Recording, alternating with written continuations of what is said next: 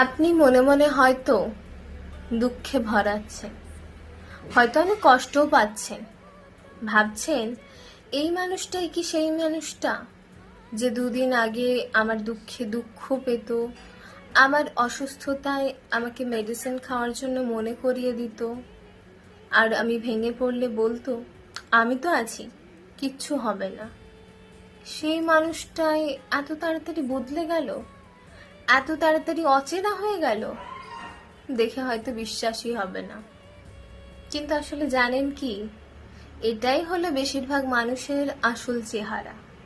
আপনি এতদিন যেটা দেখে এসেছেন সেটা শুধুমাত্রই সাজানো নাটকের একটা মহড়া। আসলে ব্যাপারটা এটাই, আপনার কাছে যতদিন তার কিছু পাওয়ার থাকবে ততদিনই সে আপনাকে সেইভাবে রাখবে, আর যখন দেখবে আপনার কাছ থেকে পাওয়ার আর কিছুই নেই তখনই শুরু হবে এমন ব্যবহার। তাই আপনি যদি দৈনন্দিন জীবনে দেখতে থাকেন যে আপনার সাথে এরকম ঘটছে, তাহলে বুঝে নেবেন আপনার কাছ থেকে তার পাওয়ার আর কিছুই নেই। একটা কলসির গা বেয়ে জল পড়তে পড়তেই আমরা সেটা ইউজ করতে পারি, কিন্তু পুরো কলসিটাকে একবারে যদি উপর করে দিই তাহলে তো সব জলই নষ্ট হয়ে যাবে। ভালোবাসা মানে ভালো থাকার একটা পথ। ভালোবাসতে গিয়ে এমন যেন না মনে হয় নিজের সবকিছু বিকিয়ে দিচ্ছি।